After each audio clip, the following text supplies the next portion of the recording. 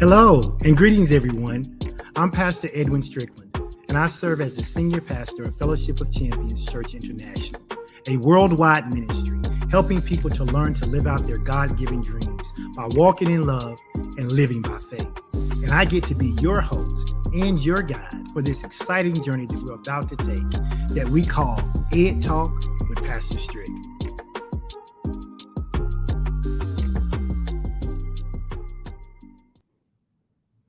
Hello, and welcome back to another episode of Ed Talk with Pastor Strick. I'm so glad you guys are here. I'm glad that I get to be here with you another week. I'm excited about being your host of this episode because this is a place where education, faith, and real-world solutions come together. Listen, whether you're just seeking to expand your knowledge base, whether you're here because you want to uplift your spirit, or you want to find common ground between what is practical and what is spiritual, then I want you to know that you are in the right place. Listen, Ed Talk is designed to help us bridge the gaps, right? It's designed to help us spark new thoughts and to nurture our souls, our minds, our will, our emotion, our imagination, and our intellect. And so let's get into today's enlightening conversation. And before I do that, I ask you each week to help me out with a little social media outreach. What does that mean? That means for those of you who are actually watching the podcast live as it is being recorded for the first time, I'm asking you if you will reach out to your friends, to your family, to your network, and if you will tag them, if you will share this broadcast, and let's get some people in here to watch this live. If you happen to be listening to this podcast after the fact, that's fine too. I'm asking you, though, to let other people know about the Ed Talk with Pastor Strick podcast. So exciting. I found out again that I'm still about 60% of my listeners being men. So men, I appreciate you for coming week after week, for listening each and every time. I appreciate that. For those of you that have shown up the entire time, I hope Ed Talk is being a blessing to you. So, I'm asking you to help me with some social media outreach. Also, let me know what platform you are interacting with, whether you're watching this on Facebook or maybe you're watching it from YouTube. I know a lot of people like to watch from YouTube because if you watch from YouTube, you can actually do some other things and still be listening. And so I totally understand and respect that. I also know that some people like to watch on Facebook. I like to be a little more interactive with the people in the comment section. And I think that's great. Those of you that are watching, if something is said or done and it resonates with you, listen, put it in the comment section, right? Go ahead and talk back to me as I'm teaching. I may not see all of it in real time, but I do. I go back and I look at your comments and I look and see the things that you are saying. I want to remind you once again that you are able to go to my podcast directly. If I can get this up here, there we go. You can go to www.pastorstrick.com. That will take you directly to my YouTube page. You can subscribe there. If you haven't subscribed, I'm asking you to subscribe. Go ahead and click the button. It only takes a few seconds. Subscribe to the YouTube page. And if you listen to the podcast through other means, then you can go to www.pastorstrickpodcast. And when you go there, it'll give you the option of clicking on things like Spotify, and iHeartRadio, Amazon, Google Play, the Apple Podcast link. Wherever I am in the podcast world, you can go and choose your particular method and where you want to listen from. So I appreciate you guys for being here. I'm excited about today's teaching. I want to tell you in advance that today's teaching is going to be a 2-week teaching. It's going to be a 2-week teaching. And the reason it's going to be a 2-week teaching is because I don't want to rush it. I'm going to talk about part 1 today. And then we'll come back next week and we'll talk about part 2, because what we're going to be talking about today is this subject that I call how to blow the cap off of your capacity. I know that may sound like a strange title, but that's what we're going to talk about. Blowing the cap off of your capacity. Now, why did I choose that as a topic? Well, many of you know, or if you don't know, let me tell you, part of my assignment in the body of Christ is to challenge people about the way that they think. I am a firm believer. I am a firm believer that if you can change the way you think, you can change your life. I'm gonna say some things today, and they're not gonna be an indictment of you. But I hope that it'll challenge you. I hope it'll challenge you because I'm gonna start off by saying this. I don't care how much you think you are at capacity, you are not. You are not. In fact, I'm going to take it a step further and I'm going to challenge you, and myself included, and I'm going to tell you, you're nowhere close to your capacity. You're nowhere close to being able to produce and do all the things that's in you, right? You have so much more to give. You have so much more to produce. You have so much more to leave in this earth. And I want us to start thinking about what are the things that we need to change in our cognitive, right? In our cognitive development so that we can begin to start blowing the cap off of what we think is our capacity. Now, many of you need to understand that we are in or heading into the last quarter of this year. The last quarter of this year. That means we went through the first quarter, January, February, March. We've gone through the second quarter, April, May, June, and we're almost through the third quarter, July, August, and September, right? And so what you have to understand is that we are nearing the end of the year.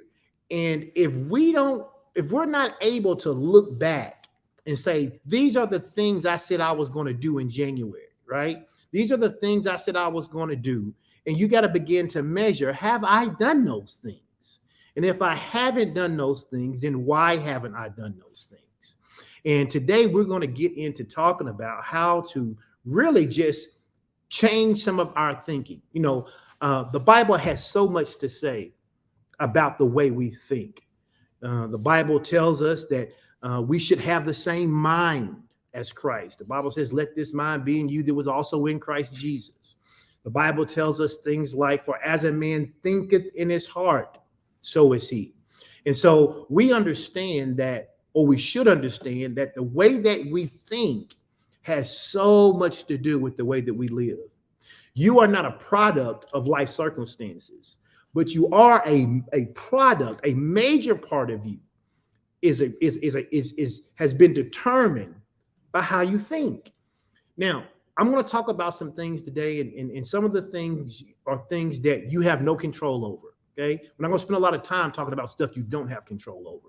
What we are going to do is spend some time today talking about things that you do have control over, because I believe that if we can, I'm going to say it like this, if you can stop shouting for just a moment, if you can stop seeking another prophecy for just a moment, if you can stop looking for another shortcut for just a moment, and if you will commit to doing what a lot of people consider to be the hard work in changing how you think, before you know it, your whole life will change.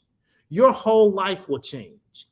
When we think about the Word of God, when we think about the Word of God, the reason the Word of God is so filled with instruction is because that instruction is designed to cause us to think differently. It's designed to cause us to see the world differently. Because if we think differently and if we see things differently, then we behave differently. And so today we're going to talk about blowing the cap off of your capacity. Blowing the cap off of your capacity. Now, most of the time, people regard the term capacity as though it were an inherent law of constraint. Another way to say that is that people regard the term capacity as though it is a natural low limitation. Okay. It says, here's what my capacity is. And when people think about capacity, they think about not necessarily the maximum I could do, But many times people are thinking about what's the lowest level I can do. And you'll say, well, I don't think that. I'll prove it to you in just a moment if you hang with me. And because of this, regrettably, the majority of us, we find it far more reassuring to be able to delineate what we see as restrictive rather than exploring the true realm of possibility. Most people in general think in a restrictive term. You have to practice thinking in the realm of possibility. That's the reason that you have so many people that when you begin to ask them to dream big, it's actually a difficult task for them. Now, the reason it's not difficult for children to dream big is because they haven't had life teach them to think restrictive. But the older you get, the more you experience, the more you see, the more the world tries to transform you into its way of being, the more restrictive you become. That's why the Bible tells us, one of my favorite scriptures, you know what it is. It says, to be ye transformed, watch this, by the renewing of your what? Mind. By the renewing of your mind. Why? Because all of your dreams, all of your goals, all of your aspirations are giving birth in your mind. Before you ever decided you wanted to be an engineer, before you ever decided you wanted to be a doctor, before you ever decided you wanted to be a lawyer or an architect, before you ever decided to be anything, it was birthed in your cognitive realm first. And because things get birthed in our cognitive realm, if we live in a life where we see things as restrictive, we will never blow the top off of our capacity because we never think in the realm of extreme possibilities. So in today's podcast, what I want to do is I want to identify the abilities and the choices that make up our capacity. Now, hear me really clear, because this is how we're going to get into 2 weeks. I want to talk about our ability. I want to identify the abilities, right? And then I want to identify the choices that make up our capacity. Today, we're just going to deal with abilities. Okay, we're just going to deal with abilities today. And next week, we'll come back and we'll talk about the choices. So this is very important for those of you who are listening to understand. Today, we're going to identify the abilities. And next week, we'll identify the choices that make up our capacity and what we can do to increase that capacity. Some of the things we already possess, some of the things you already have in order to blow the top off of your capacity. What are some of those things? Things like energy. We're going to talk about energy. And we're not talking about energy in terms of like, when people talk about new age energy, the universe and vibrations. Not like that. But we're going to talk about energy because God has given us energy to put into things, right? To do things. So some of the things you already have, you have energy, you have creativity. And watch this, you have leadership. Because what is leadership? Leadership is influence. And we're going to talk about those things. There's some other things that we must choose in order to blow the top of our capacity. We'll talk about some of those next week. But those are things like having the right attitude, like having the right character. And here's the thing that so many people miss: intentionality. Intentionality. Most people don't go through life with intentionality. They go through life and they expect good things to happen, but they don't necessarily govern themselves in such a way to bring that thing to pass because they lack intentionality. Now, today we're going to examine each of these capacities. There are 7 capacities that we're eventually going to talk about today. And I'm going to provide to you what I hope will be some rich insight and some self-awareness, as well as some clean and actionable advice on how you can increase your overall potential. Listen, if you can honestly say that you would like to increase your overall potential, then I need you to put a 1 in the comment section. Just put a 1. Just put a 1. Let me know and listen, If you don't want to increase your overall potential, you should probably go ahead and get off of this broadcast and go do something else, because that's what we're talking about today. We're talking about increasing our overall potential.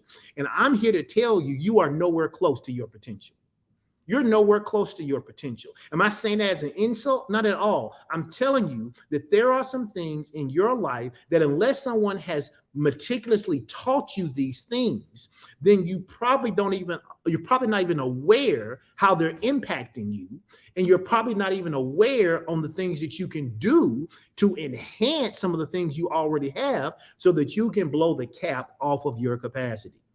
So today I want to teach you how to identify, how to grow, and apply your critical capabilities. Okay? I want to teach you how to identify, I want to teach you how to grow, and I want to teach you how to apply your critical capabilities. Now, these are the kind of things that a lot of times people don't like to sit and slow down long enough to learn. What they really want is they really want someone to come on and encourage them in a way that is almost like a cheerleader. Today, I'm not your cheerleader. Today, I'm your instructor. And I'm telling you that there are so many people in the body of Christ who desires what God has, but they won't sit down long enough to learn the thought processes necessary to achieve it. Now, does that mean that I'm telling you got to work for everything? No, but I am telling you got to think for everything. You got to think for everything. If you have the wrong thought process, you will have the wrong behaviors. How do I know? We see it in the very beginning with Adam and Eve. In the very beginning with Adam and Eve, God created Adam. He put Adam to sleep. He pulled woman out of Adam. He put them together. He put them in a garden. He gave them everything they needed. But then because they didn't think properly, right? They were deceived by a serpent who told them that if they were to eat of a fruit that God had from a tree that God told them not to eat of, that they would be just like God. And so because they had a wrong thought process and they didn't think, wait, I'm already just like God, they had a wrong behavior. And since that time, that has been mankind's most detrimental downfall. He fails to think properly. And so I want to talk about thinking, because I believe that thinking is so important for the people. It's great to get knowledge. It's great to get wisdom. But if you don't think correctly, you're not even able to apply that information. And so we're going to identify, grow, and apply what I'll call your critical capabilities. And once you've blown the cap off of those capabilities, I promise you, you're going to find much more success in your life. You're going to be much more fulfilled, and you're going to receive much more than what you have been receiving in your daily life. Okay? So here's what's going to happen. Here's what we're going to talk about today. Here's what we're going to learn today. We're going to talk about how to become aware of the possibilities that can increase your capacity and make you better by recognizing your own value through self-awareness. I know that's a mouthful. But I want you to become aware, right, of all of these things that you already have, your abilities. And next week, we're going to talk about some choices that you can make that will blow the top off of your capacity. Okay. The second thing we're going to talk about is how to identify and develop the capacities that are already within you. That's going to be our main crux today. And understand how each of those capacities work together to improve you as a person in your life overall. We'll come back next week and we'll do number 3, and that is how to make smart choices. How to make smart choices that allow you to reach your fullest potential and become successful by building up your existing capacities. You already have some, but there are some choices that you're making that don't allow those capacities to show up in your life to produce the things that you actually want them to produce. There are some, I tell people this all the time, and it's not to be mean and it's not to slight you, but your life is the sum total of your most dominant thoughts. That's tough for some people because people say, wait a minute, you mean to tell me that it's my fault that my life is X, Y, and Z? Well, what about my mama? What about my daddy? What about those things exist? But I am telling you that your thought process about those things, since you've been able to control what happens, is much more powerful, and it takes much more precedent in shaping your life than what someone else has done to you. And until you can grasp hold to that, and until you agree to that, then you're going to end up being stuck. What am I talking about? I'm talking about you having a growth mindset. We did an entire podcast on this. Why is it important for you to have a growth mindset? Because if you don't have a growth mindset, then you have what's called a fixed mindset. And if you have a fixed mindset, then your life is fixed. What do I mean? I mean that whatever your thinking is, that's the level of life that you would live at. You can never rise above your level of thinking. If you've got stinking thinking, you're going to have stinking behavior. If you have stinking behavior, you're going to receive stinking consequences. And so you have got to be in a place where you can say, I love to shout, I love to sing, I love prophecy, I love the word, but I also need to learn how to think. If I don't learn how to think, all I'm going to be is a frustrated shouter, a frustrated person looking for prophecy, a frustrated person going to church, a frustrated giver, a frustrated faster. That's all I'm going to be, because none of those things will help you rise above your level of thinking if your thinking is wrong. Okay? So let's talk today about this first thing that I mentioned, which is this thing called awareness. Okay? Let's talk about awareness. Why is awareness so important? Because awareness is how you remove the caps from your capacity. If you grow in your awareness, if you develop your abilities and make the right choices, then you can reach new levels of your capacity. This is something known as the capacity challenge. If you want to go out on the internet, you can go out and you can read about it. There are books about it, but it's this thing called the capacity challenge. And what is the capacity challenge? If you are willing to accept this challenge and follow the process, I can promise you your life will change. See, the capacity challenge begins with awareness. You must be aware of your capacity. The capacity challenge begins with awareness, because becoming aware is the first big step you can take to blow off your capacity, to blow the top off of your capacity. I must be aware. There are so many people, and you can see it all the time, where people are simply not self-aware. They're not self-aware about so many things concerning themselves. They're not self-aware about their triggers. They're not self-aware about their eating habits. They're not self-aware about their interpersonal or intrapersonal relationships. They are simply unaware. It's important for us to remember, though, when we talk about awareness, that there are two thoughts to keep in mind as you prepare yourself for this challenge. Okay. Here are the things you got to keep in mind when we talk about awareness. Number one, change doesn't always have to be drastic to be effective. Change doesn't always have to be drastic in order to be effective. Small changes over a period of time can have a big impact over your life. Most people want to see grandiose things. They want to go after, they want to hit the home run rather than just getting to first base and then getting to second base and third base and then running home. They want the grand slam. And the problem with that is that if you're always swinging for the grand slam, you miss all the opportunities to hit the single, to hit the double, to hit the triple. Okay. And so change doesn't have to always be dramatic or drastic in order to be effective. The second thing you must understand is that change is necessary. It is necessary for you to not only reach your capacity, your true capacity, right? But it is absolutely necessary if you're going to blow the top off of your capacity. Whatever you think your capacity is, I want you to know God has another level for you. Whatever you think your current capacity is, God has another level for you. I was doing some research this week and I was reading about some of the most intelligent people in the world. And I want you to think about this. Some of the most intelligent people in the world, people who have IQs in the range of 155 to 175, right? The average IQ is 100.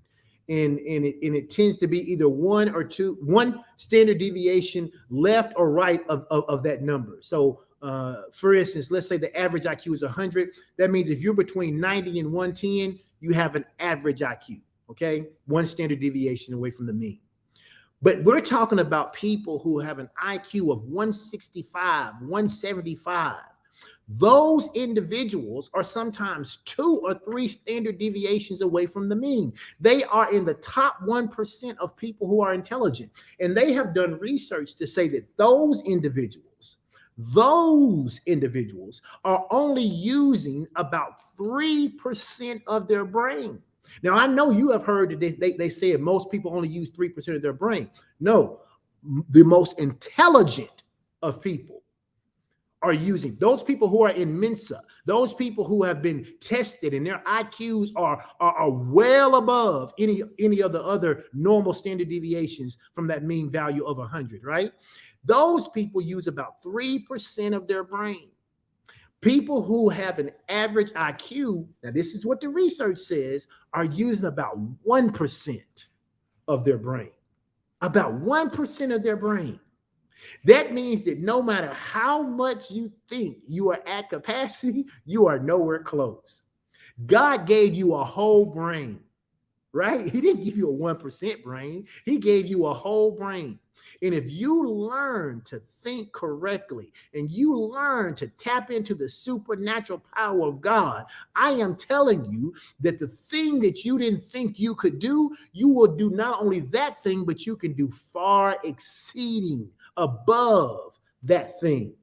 That is the reason that God keeps pressing into us to change how we think, to come into line, to not be transformed into the thinking of this world, but to have our mind renewed, that we have the mind of Christ, that we would think like him, that we would be in him and him in us. Why? Because he understands that if we do that, there is no limit to our capacity. There's no limit to what we can do. Here's the thing you have to understand, and this is a statement I want you to think about, and that is your capacity isn't set. Your capacity isn't set. Your capacity isn't set because you can always learn to think differently. And if you think differently, you can produce differently.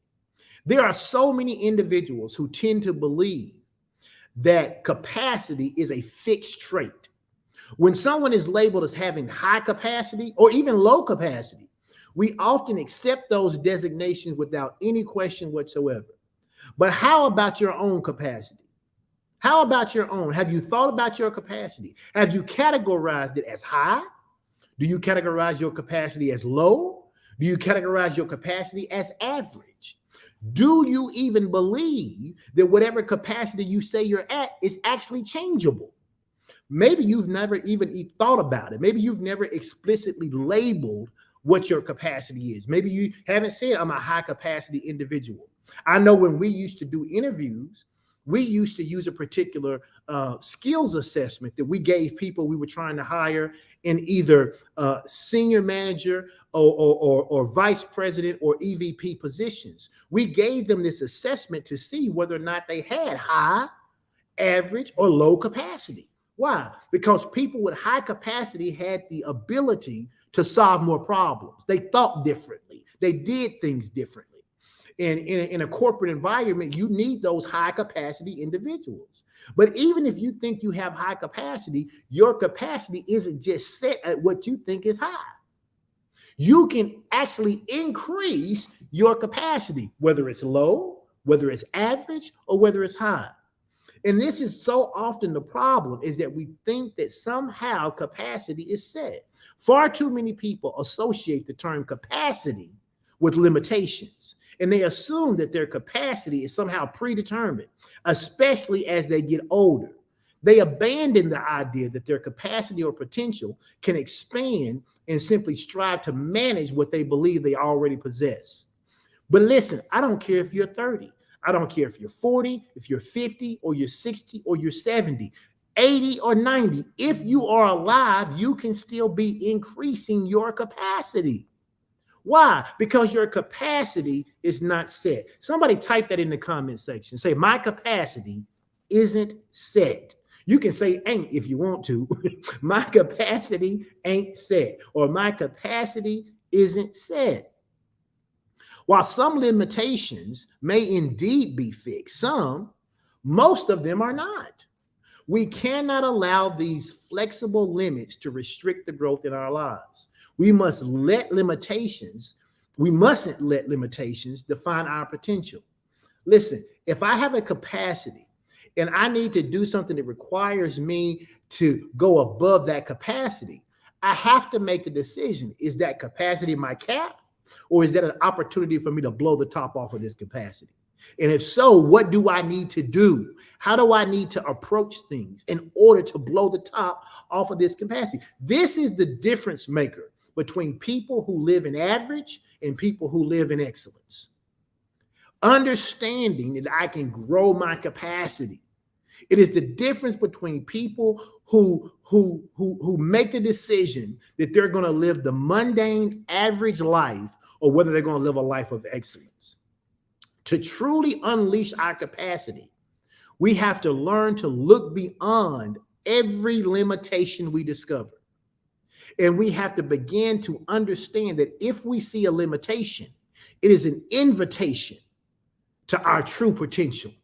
What do I mean by that? If I find out I'm limited in some area, then I have to have a thought that says, ooh, a limitation showed up. Here's an opportunity to go above it, not an opportunity to stop. Because every time I go above a constraint, I expand my capacity. We talk, in church, we sing songs about enlarging our territory. You cannot enlarge a territory unless you think differently about the territory you're currently in. You have to see your current territory as too small. And then once you see your current territory as too small, you either make the decision that this is where I'm going to live, or you make the decision I need more territory. Both of those things start with a cognitive thought process that says, am I going to stay here, or am I going to look for more? And I'm telling you that you have been engineered and designed to blow the top off of whatever capacity you thought you've been in. Now, let's talk about this real quick. You can become aware of the possibilities that can make you better. We're talking about awareness, right? You can become aware of the possibilities that can make you better. How does that work? All lasting growth requires awareness. Awareness is so important and it cannot be understated. Unfortunately, if you lack awareness, which so many people do, then you don't know what you are unaware of. Understand this. Self-awareness is a powerful, powerful skill. It allows you to test your limits. It empowers you to understand other people. It makes partnership with other people stronger. It allows you to maximize your strengths and to minimize your weaknesses. If you become aware of who you are, of your abilities and your choices, it will open the door to greater capacity in your life. Our perspective often colors our view of the world and of other people and of life in general. But it's also true that who we are determines how we see ourselves. What do I mean? We naturally tend to see things as we've always seen them.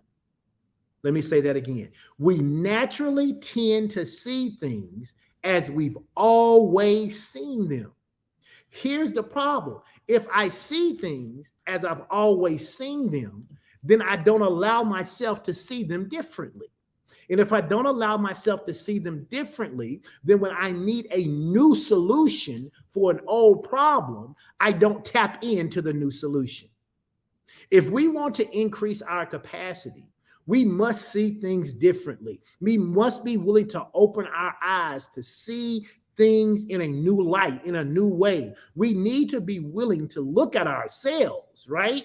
And our world, in the world that we live in new ways. We need to pay attention and look for what we need to know.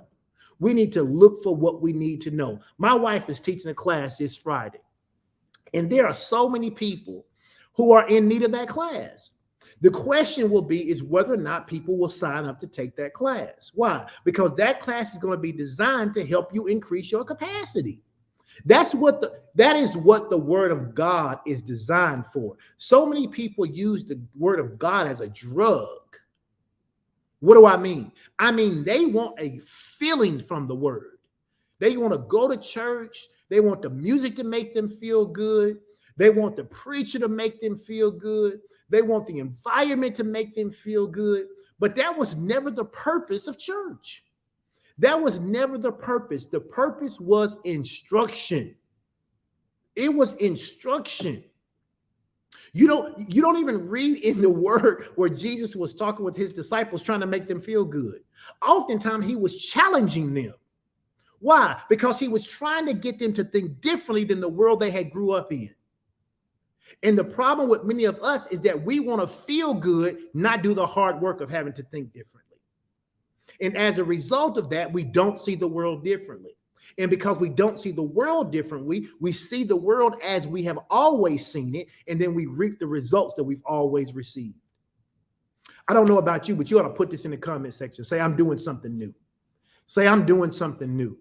I am going to do something new. I'm not going to keep thinking about the same things the way I thought about them before. I am going to learn to increase my capacity and see things differently. Most people who have developed self-awareness have had to battle one or more of the factors to get to where they are. And there are several factors that work against us and prevent us from developing great self-awareness. What are they? Here are some of the factors that work against us. Excuses.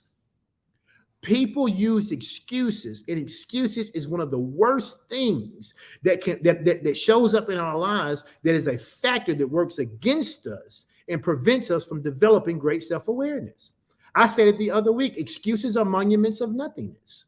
They build bridges that lead to nowhere, and those who choose to use those tools of incompetence eventually become masters of nothingness. So you got to stop with the excuses, right? What's another thing, another factor that works against us from preventing us from developing great self-awareness?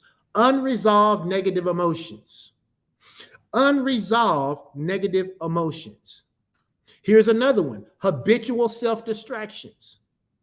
So many people, because they have no intentionality in life, everything that comes along gets them off their path. My wife makes fun of me in a nice way. She laughs at me because I have a to-do list. Every day I have a to-do list. I do my to-do list before I go to bed. I don't care if I go to bed at 9 o'clock or if I go to bed at 2 a.m. But when I wake up the next morning, I am intentional about the things that I need to get done. Why am I intentional about the things I need to get done? Because if you are not intentional about the things that are important to you, the world will send distractions your way, and you will spend a day, a week, a month, a quarter, half the year, a whole year, a whole year not getting done what you say is important to you. And so another thing that will cause you to not develop great self-awareness is the absence of personal reflection. And then the unwillingness, here's the last one, to pay the price. The unwillingness to pay the price. A lot of people won't pay the price to change their thinking because changing your thinking isn't fun. Changing your thinking isn't sexy. Changing your thinking doesn't make your heart flutter. Changing your thinking doesn't give you an emotional high. Changing your thinking is work. It is work. But as I used to tell my 6th grade students, the only place you're ever going to find success before work is in a dictionary. That's the only place success ever shows up before work. If you want to be successful, you got to work first. It's work and then success. The only other place that it doesn't show up that way is in a dictionary when you look up the word success and then you go look up the word work. But if you're going to be successful, you got to learn to work, and you got to learn to embrace work, and you got to see work as good because of the outcome that it produces for you. So awareness changes everything. Type that in the comment section.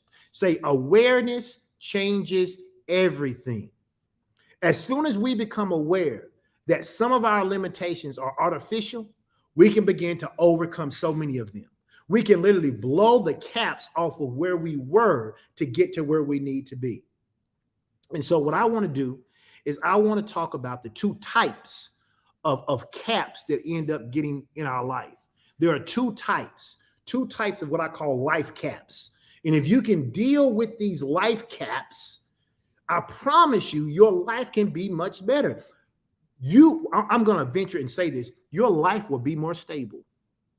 Some of you have such unstable lives, not because of what's happening around you, but because of how you interact with what's going on around you, because of your thinking.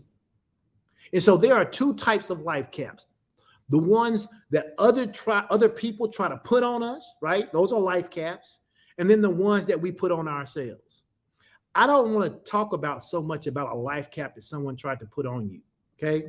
Because we can't change other people's behavior, although we can change how we respond to it. But I do want us to dig in for the next 15 minutes, and I want us to talk about these 7 capacities that we must learn to develop if we are going to blow the cap off of our capacity, okay? Here is the first one, okay? If you're taking notes, you can just write down the first word of each one of these as I give them to you. The first life cap I want us to talk about is something called ability, okay? Ability. Ability is about developing the capacities that we already possess, okay? This is what we need to do. If we're going to blow the top off of our capacity, we need to understand our ability. When we talk about capacity, we often talk about it in the singular form. I said that earlier. But what if we were to think about capacity? What if we realize we've been thinking about this in the wrong way? See, thinking about capacity as a one-time thing is just way too limiting. Because after awareness, the thing that we have to do, the step we need to take to change our capacity is to recognize that we have abilities. You and I have abilities. We have lots of abilities. You and I have dozens, maybe even hundreds of them. And each capacity that we have is based on our talent and our choices.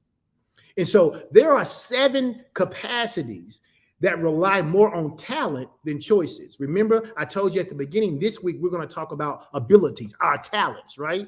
Next week, we'll come and talk about choices. But I want to talk about these 7 capacities that rely more on our talent rather than our choices. And how, though both of them are involved, we can begin to be aware of our talents and abilities and then learn how to use them. I was talking to Pastor Sean the other day, and I asked her a question. I said, do you believe that it is more advantageous for people to work on their talents and abilities rather than working on their weaknesses? And so we had a discussion about it. We went back and forth. And so I'm going to tell you what I think, and I'm going to give you a caveat to that, okay? I think too many people spend too much time on their weaknesses. And I don't think they spend enough time accentuating their abilities. Now, Pastor and I had a conversation. She said that could go both ways. She said, if your strength, right, is that you are, how did she say that? If your strength is that you are very charismatic, right, and really flirty or whatever. She said, you don't want to add to that strength while your weaknesses is being faithful to your spouse. And I agree with that 100%. Those two things are kind of like a dichotomy at each other. They're canceling each other out. What I'm talking about is, let's say that your weakness is public speaking. Okay. That's a weakness for you. Okay. But you are really, really, really, really good with setting vision. Okay. I personally believe you should spend more time developing your abilities and setting vision at a higher capacity than spending all your time trying to become a better public speaker.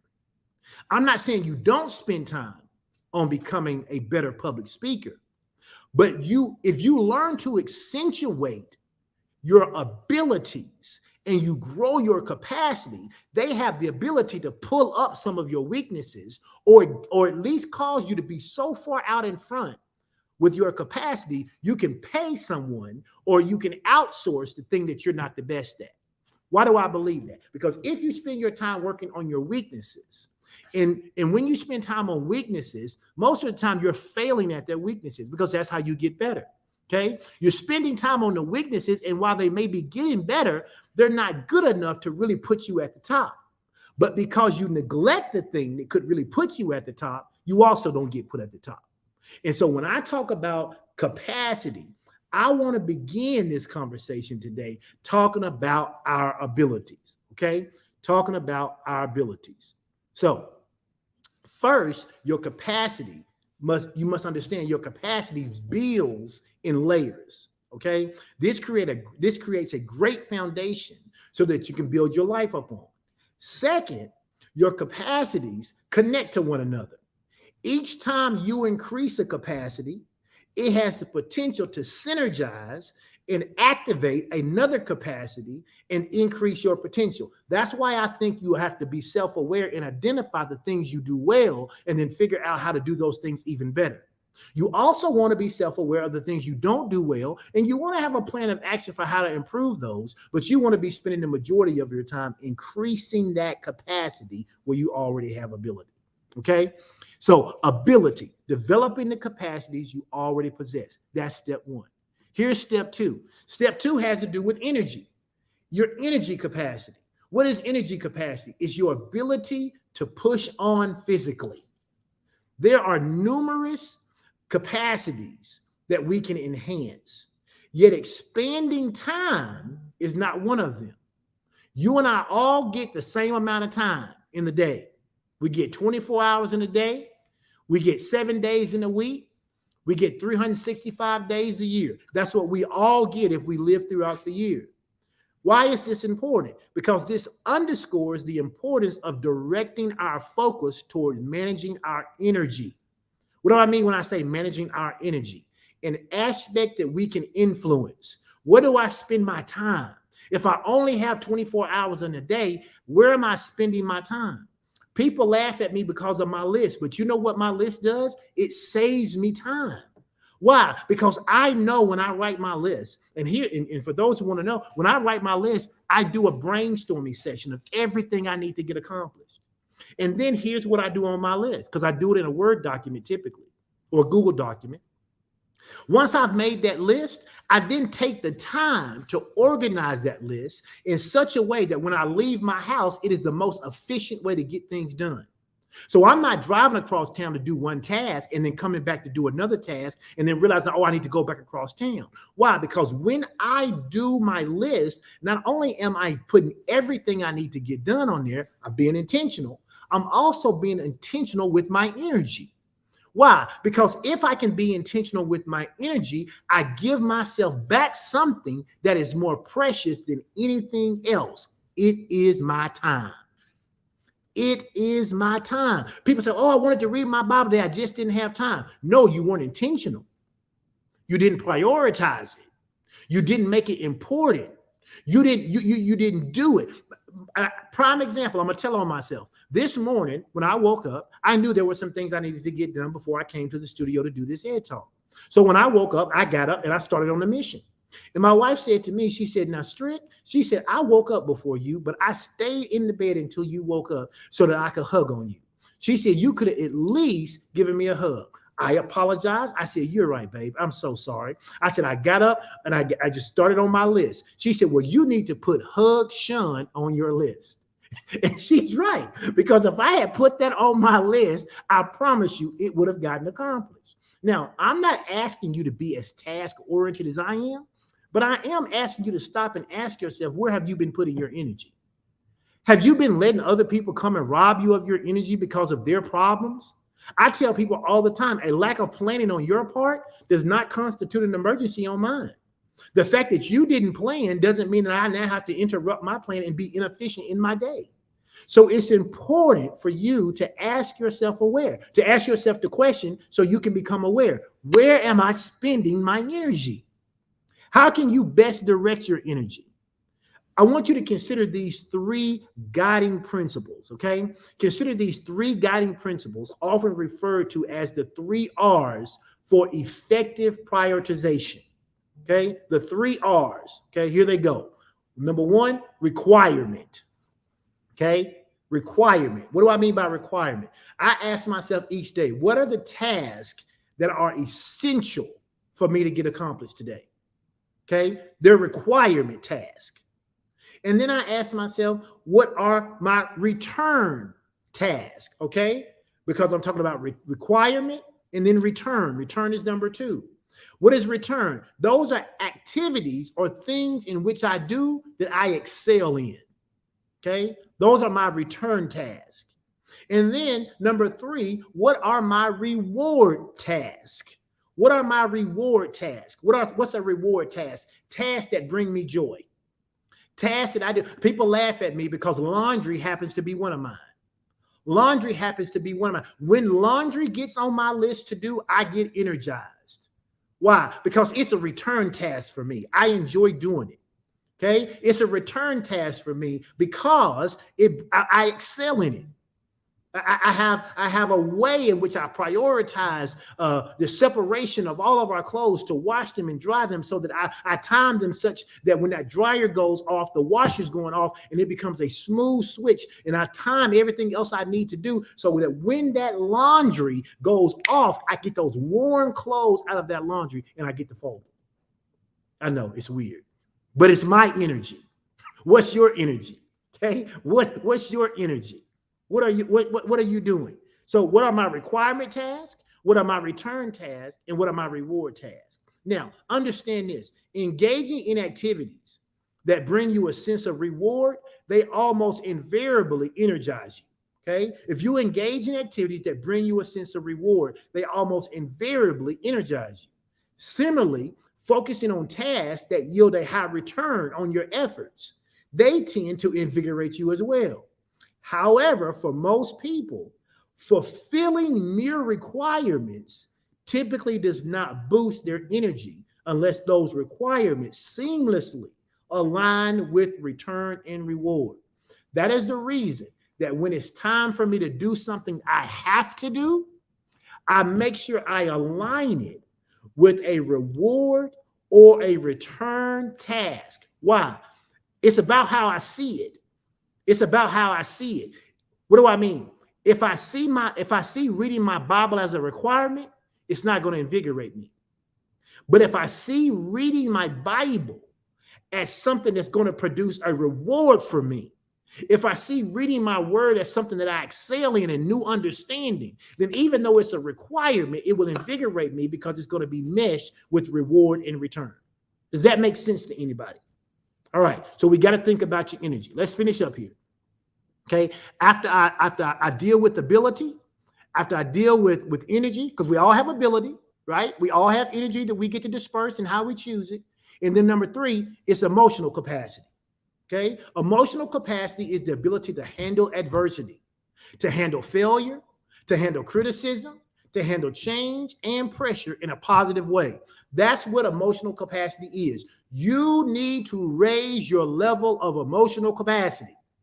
Everything, excuse my French, shouldn't piss you off, because that's how y'all say it.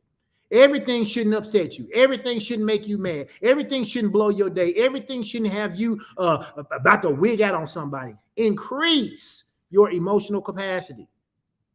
You need to learn the ability to handle adversity. Everything won't work out the way you intended.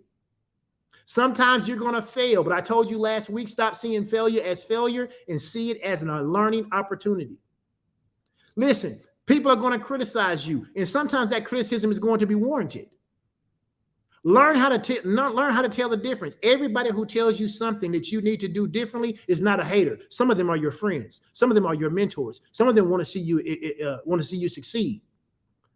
But just because you thought it was the best way to do it is not always the best way to do it. Just because you thought it was the best way to say it ain't always the best way to say it. Learn how to embrace criticism, again, as a learning opportunity. Increase your emotional capacity. Everybody ain't coming for your neck. Everybody ain't trying to step on you. Everybody ain't trying to put you down. Some things that people say about you is true. You just are so unaware that it's true, you think it's not true. And so you got to learn to increase your emotional capacity. The inability to deal with stress or emotional pressures takes so many people out. They give up, they cave in, they quit, they break down, and they do unhealthy things to try to escape the pressure. We was talking about this on Sunday, and people were talking about the things that they do when they get in pressure situations. People was like, man, I used to turn to sex. I used to turn to alcohol. I used to be angry. I used to steal. People, all kinds of stuff. People act out when they're looking for a release.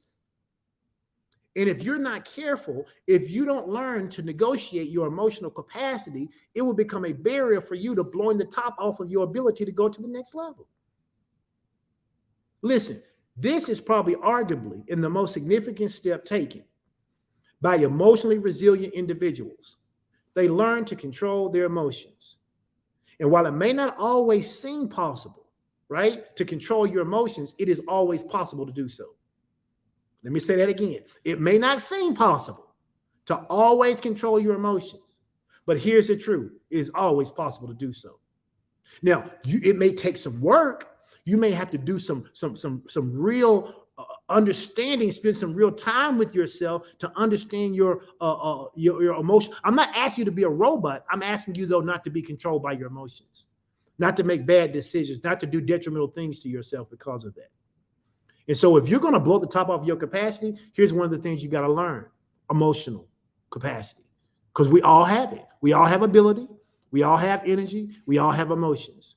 Here's the fourth thing, which I think is so incredibly important. It's your thinking capacity. What is my thinking capacity? We all have it. It's your ability to not just think, but to think effectively. If you aspire to enhance your overall capacity for success, it's essential for you to bolster your capacity to learn how to think critically. Regrettably, many individuals underestimate the importance of thoughtful reflection. They have ideas, but often allow those ideas to dissipate without taking any action because they lack intentionality. However, when you begin to treasure valuable insight, it will elevate the worth of all of your thinking processes. This marks the initial step toward expanding your thinking capacity. I can't tell you, if you had a choice between $1 billion and the ability to think at a billionaire level, I hope you would choose the ability to think at a billionaire level. Why? Because if I give you $1 billion and you got thousandaire thinking, before you know it, you wouldn't have $1 billion. Oh, I know you saying, not me, Pastor Edwin, not me, Pastor Edwin. Yes, you. Because how do I know? Because when you got that $10,000 raise, it was supposed to make a difference in your life. When you got that $50,000 raise, it was supposed to really put you over. It didn't do nothing to change your life because the money wasn't the issue. Your thinking was. It was your thinking. It is the reason that they tell you that if they took all of the money in the United States of America, all of it, and they redistributed it equally within 90 days, that money would find its way back to the people who think differently. And think about that. They could level the playing field. They could give us all the same amount of money. And within 90 days, there will be people who will have increased that money, and there will be people who have lost it. Why? Because it has nothing to do with money. It has everything to do with your thinking capacity. And if you don't learn how to think differently, you are at the top of your lifestyle. You're at the top. You won't go any further because you can't live above your level of thinking. Understand this, growth requires your thoughts to be continually upgraded. Growth requires your thoughts to be continually upgraded. If you want to increase your potential, maximize your capacity, and be successful, then you need to develop new thinking. How do you develop new thinking? By getting information, new information, by challenging your old thoughts, by spending time with others who think differently than you do. High thinking capacity and the ability to sustain your thinking will give you a higher return, a higher yield than just being smart or just working hard. And so we all have the ability to think. And if we want to blow the cap off of our capacity, we have to learn to think differently. Okay. So we've talked about ability. We've talked about energy. We talked about emotions. We talked about thinking. Here's the next one. We have to learn to increase our people capacity. What is our people capacity? It is your ability to build better relationships. We are defined by our relationships. People can usually trace their successes and their failures to the relationships in their lives. You cannot increase your people capacity unless you value people and care about them. My wife used to use this thing for me all the time because I was such, and I'm telling off on myself, I'm being transparent. I don't have a problem with that. I used to be such a task-driven person. I was so task-driven that the task meant more to me than any of the people involved in it. The people involved in the task were a means to an end to get the task done. And years ago, she would say to me, Strick, people matter. In fact, some of y'all cringe when I started talking about people capacity. You ought to put this in the comment section. Say, people matter. People matter. You cannot increase your people capacity until you begin to see people as valuable. People matter. If you don't like people, if you don't respect them, and you don't believe they have value, it will stand as a barrier to your success with them. It will. It will. I say all the time, if I could go back into my mid to late 20s, in all of those leadership positions that I had at the time, if I could go back, I would do the people part different. I would do the people, because here's what you need to understand. When you get the people capacity down, people will come alongside you to help you get accomplished that which you need to do when you were trying to drive people to do it before. I know what I'm talking about. I'm telling you what I know. You can't secretly be looking down on people and then building them up at the same time. You have to actually value people. And we all have the ability to do this. You have to value people. And watch this. Valuing people can never be falsified because people will see through it. Because at the end of the day, people will know the difference between whether you are interested in them or what they can do for you. Right?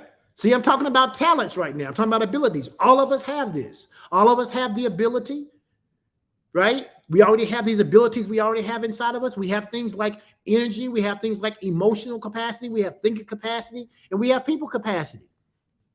You got to put yourself in the position to meet and spend time with the right people. Why is this so important? Because there is this thing known as the power of proximity. Somebody can type that in the comment section. You can go back and you can Google it and look it up later. It's called the power of proximity principle. Here's what the power of proximity principle says. It says you need to get next to 10 people who can take you to the next level. That if you don't have 10 other people in your surrounding you, somewhere that you can get to, then you will never get to the next level. It's the power of proximity. We call it the law of environment. At our church, we say it like this: your environment is always working on you.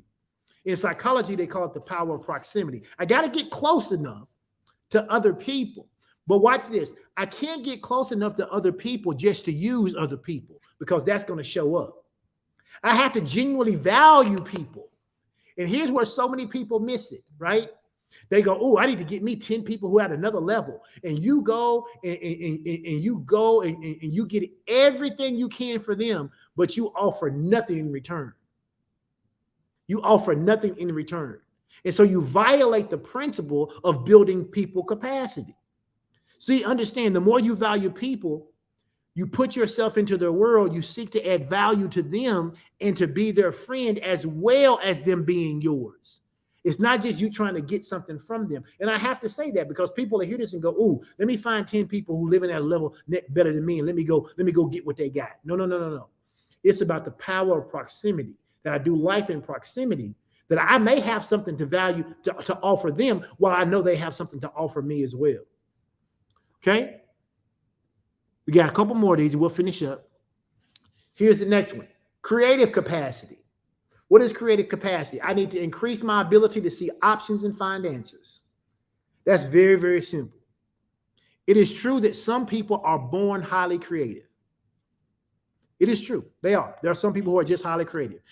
But those people who are so highly creative, it's a rare few of them, right?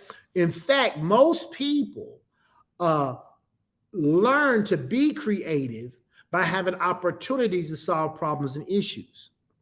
The problem is that we lose that creativity as we grow up. Go to a kindergarten classroom anywhere in America. Ask those 22 kindergartners what they want to be when they grow up. The one thing I can almost guarantee you won't hear is average. Some of them are going to tell you they want to be Superman. Some of them tell you they want to be Wonder Woman. Heck, some of them may tell you they want to be a dinosaur. I mean, it's realms of possibility, right? Why? Because young people, little kids understand that if I can think it, I can become it. But the world teaches us over time that that's not true. It wants to stymie us. It wants to stifle us. It wants to beat down our creativity. But creativity is changing the question. Right? What do I mean by creativity is changing the question? Instead of saying, is there an answer? Creativity says, what is the answer? See, creativity doesn't say, man, is there an answer for this problem? No, creativity says, oh, what is the answer? It is indicative that there must be an answer out there somewhere. Creativity always takes time. It takes patience and it takes experimentation. You just have to enter into the process believing that there is an answer and a reward at the end. In fact, you ought to do yourself a really powerful favor right now. You ought to type in the comment section, there is an answer for every one of my problems. There is, you ought to say it, when you type it, you ought to read it out loud. There is an answer. Not is there an answer, there is an answer for every one of my problems. When you do that, creativity begins to unlock the door. Creativity begins to work on your mindset.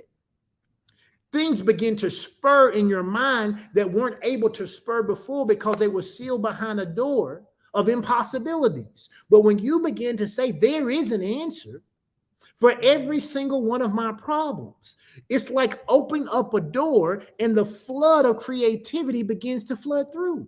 And watch this, you only need one solution. You only need one solution. It's like my wife and I say all the time when people say, well, I can't find no good men out there. You don't need good men. You just need a good man. You don't need good women. You just need a good woman. You just need one person. So you ain't got to worry about how many bad people are out there, how many bad women, how many bad men. You just need the one. And so I just need the one answer. And I know there are many. And so there's already an answer for every one of my problems. But I have to learn to unlock my creativity. I got to get out of that fixed mindset that I talked about earlier. And I got to have a growth mindset. If you desire to increase your creative capacity, you can do it. You can train yourself to see possibilities. Go ahead and type this in the comment section. Say, I see possibilities. I see possibilities. I see possibilities. When I can see possibilities, I'm never limited. I'm never boxed in. You can learn to find new answers. You can become someone who always offers options. And you can work with others to become inventive and innovative. If you can harness that level of creativity that's already inside of you. See, it's already inside of you. I ain't talking about you got to go get it. These are things you already have. Creative capacity. You have it. And if you can learn to harness that, you can really be able to increase the well-being of your life and those around you. Okay. All right. Let's talk about number 6, production capacity. What is production capacity? It's about your ability to accomplish results. It begins with intentionality. I told you these things are stacked, they're layered. You got to become intentional. But when you become intentional, you increase your production capacity. Why would I need to increase my production capacity? Because the more that you produce, the more you have the opportunity to see a return on it. Production capacity can be increased dramatically and immediately if you become, watch this, I said it before, highly intentional. You got to become highly intentional. If you're willing to work at something, you can be successful at it. No one has ever had to work at limiting their capacity. That comes naturally. Limiting your capacity happens naturally in this world. The world tries to talk us out of working hard. We try to convince ourselves that we can't get ahead. There are even people who will tell you that the system is rigged against you. And I'm not being naive to say to you that there's not a corrupt system. What I'm saying to you is that there are possibilities for you to succeed even in a corrupt system. If you can't change the whole system, are you just going to be bound by the system? No, I'm going to find ways to achieve even in the midst of a racist and corrupt system, even in the midst of a sexist and corrupt system. I'm going to find a way to succeed. Is it true that women make less money than men? Yes, for doing the same job they do. They do. Does that mean that I have to be limited to that? No, I can find ways to arise above that. Okay? I can increase my production capacity. Understand this, everything worthwhile in life, everything you want, everything you desire to achieve, everything you want to receive is going to be gained by going uphill. The problem is that most of us have uphill dreams and downhill habits. We have uphill dreams, but we have downhill habits. What do I mean? Going downhill is easy. You ever ridden a bike? I live in Northwest Arkansas. We have a lot of hills in our area. A lot of hills in our area. And when you're riding the bike, sometimes you can be on a pretty flat surface, and before you know it, the grade of that road will change dramatically, and you're having to stand up on that bike. You're having to shift gears, and you're having to pedal to get up that hill. And sometimes when the time you get up that hill, you are hard out of breath. But you know what? If you will climb the hill, here's the good news. There's some downhill in front of you. The problem for most of us, though, is that we want to go uphill, but we don't want to work. All of our habits are like downhill. When I ride my bike and I'm going downhill, that's my time to put my foot on the pedal, and I ain't really got to push. I can just go because inertia is going to take me down there. My momentum is going to take me down the hill. But you can't live your life always wanting to go downhill when your dreams are up the hill. I see some of you putting that in the comment. It's true. Uphill dreams, but downhill habits. We got to get rid of those. Okay. And then lastly, this is inside of you too, your leadership capacity. Oh, Pastor Edwin, I'm not a leader. Yes, you are. Yes, you are. Yes, you are. Leadership is about influence. That is what John Maxwell says leadership is. It's the best definition. I don't care what everybody else come together. At the end of the day, you cannot be a leader if you do not have followers. The only way to have followers is to influence people to follow you. If you are a leader in an organization, it has nothing to do with your title. You can be the EVP and not be a leader. And the senior manager on the team can be the leader. Why? Because who wields the most influence? So you have leadership capacity. What is leadership? It's your ability to lift and lead other people. It's your ability to lift and lead other people. And you have it. As leaders, you have to see other people as valuable. That goes back to our people capacity. That goes back to people capacity. When I see people as valuable, I will lead them differently. I behave differently. Right? I treat them differently. The most significant contribution, hear me when I say this, the most significant contribution that a leader can offer for their team members Anybody you're leading in any capacity, on any team, at work, at home, in your community, whatever, is instilling in them a sense of worth and a sense of belief. That is the reason Pastor Sean and I spend so much time praying for the partners of Fellowship of Champions. That's the reason we spend so much time thinking about their well-being. Why? Because we see them as worthy. We believe in them. We have a sense of worth we give toward them. And as a result, and it's so funny because typically on Wednesday night or Friday morning, whoever is praying will sometimes spend a portion of the prayer praying for the pastors and the leaders of FOC. And almost without clockwork, when they start to do that, my prayer is for the partners.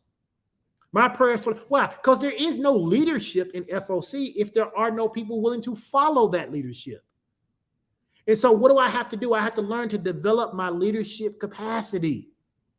I have to learn how to make a shift, right? I have to see myself as not just wanting to be a person that everybody looks up to. That's the problem right now in the body of Christ.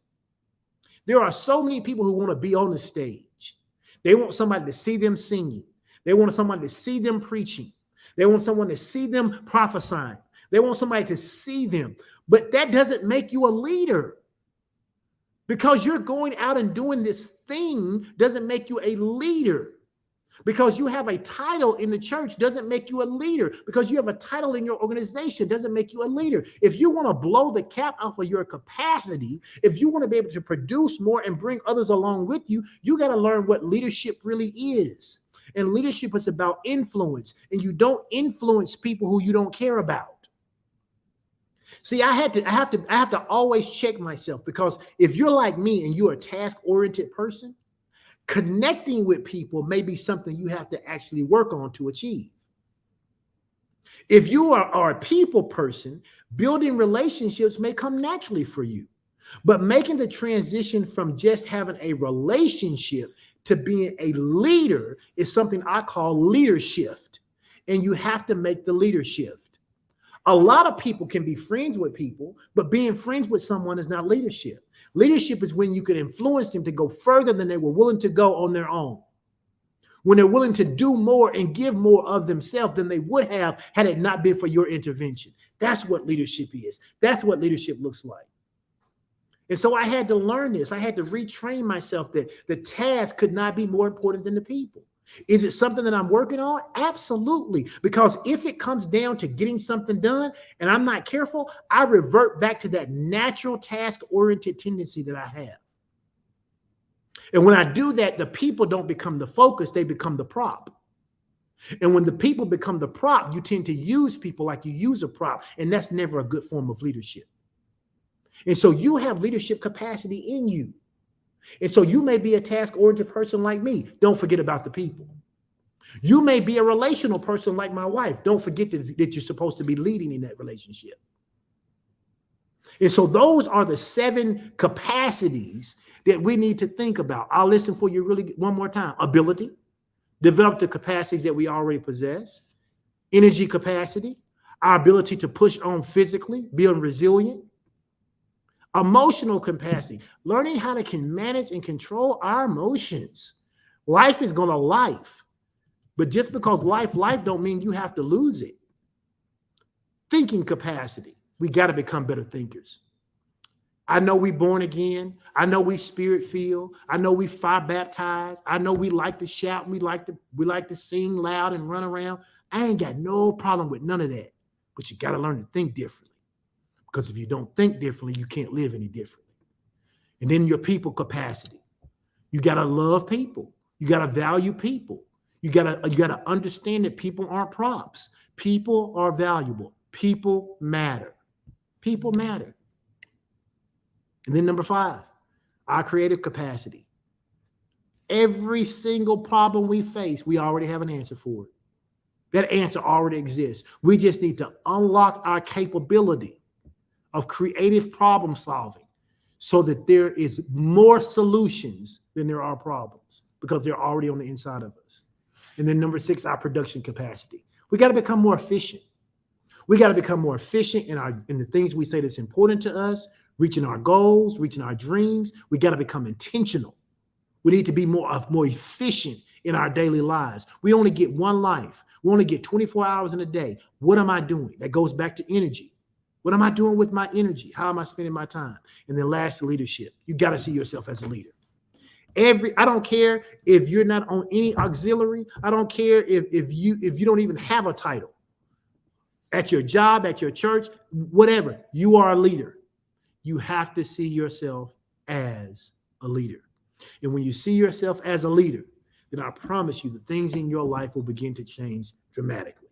Now, if you are aware of yourself and your ability to improve, if you develop these abilities that you already possess, and if you make the everyday choices to help you improve, I am here to tell you, you will reach your maximum capacity.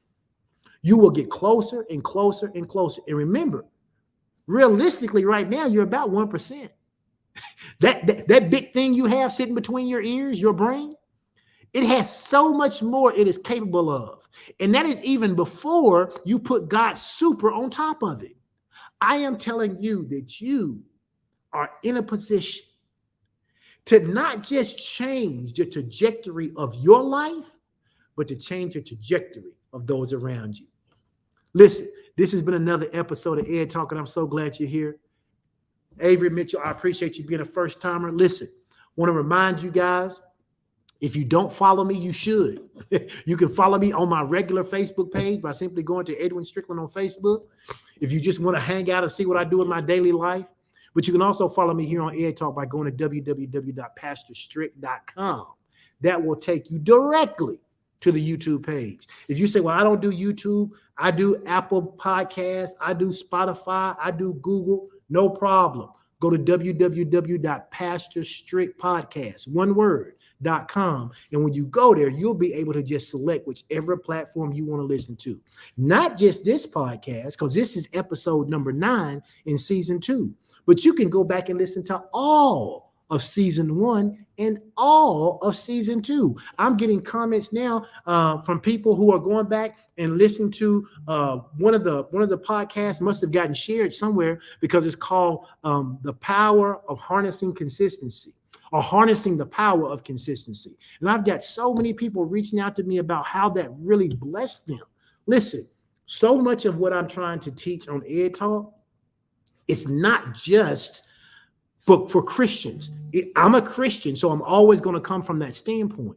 But if you can learn to do some of these things I'm talking about, your life will get better. Life is not by happenstance. Okay? Life is choice driven.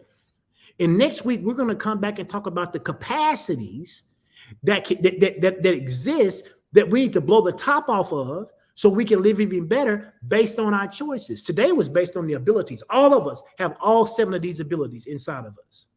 And next week, we'll come back and we'll talk about these choices. And man, I'm telling you, if you'll put these 2 things together, your life will be radically changed. And if this has been a blessing to you, I'm asking you once again to share this. Let people know. Say, hey, do you follow Ed Talk with Pastor Strick on the podcast?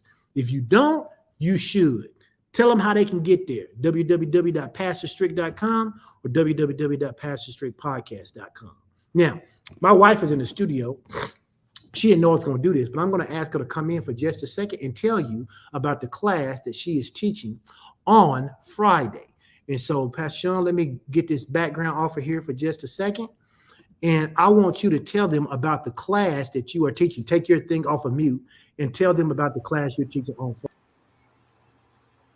Oh, hey. So thanks, babe. Good teaching today. So I'm teaching a class on Friday night at 7 p.m. It's called Mindset Makeover. And basically it's like the practical things about, like, what do you do practically? How do you cast down an imagination? How do you replace a way that you think? How do you change your thinking? Because a lot of people, they want to change their lives and they get new information, but they don't know the practical side. So it's going to be Friday, the 29th at 7 p.m. The cost is $30. There is a replay available if you cannot watch live. Even if you can watch live, you're going to get the replay. And I would love to have you come and be a part of the class. And I guess you want me to put a link up too. I was going to say, can you put a link up so the people who I'm sure everybody who's followed me follows you, but in case they don't, I wanted them to have the opportunity because I think the class is going to be amazing. I know that it's funny when you do these $30 classes, sometimes I'm like, that should have been a $330 class. It's like sometimes the value in the $30 classes are exponentially more than what people pay for it. And so I just encourage those who can. And again, what you say, oh, I got to do something on Friday night. That's okay. You buy the class, and then when you get a chance, you go back and you listen to it because it's going to be a blessing to you. So I just wanted people to have a chance to see that, to do that, and to register. It is Friday night. What time again, baby, is it?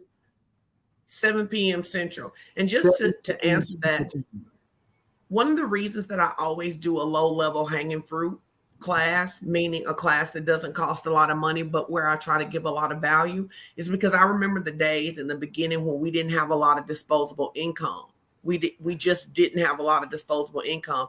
I know that we kind of live in this era now where people like, if it's important, you'll find it. But the truth of it is that's not always true. Like we couldn't have paid $500 for a class. So I'm forever thankful for the people who did a class for $20, for $30, something that we could put in our budget because it allowed me to get where I am now.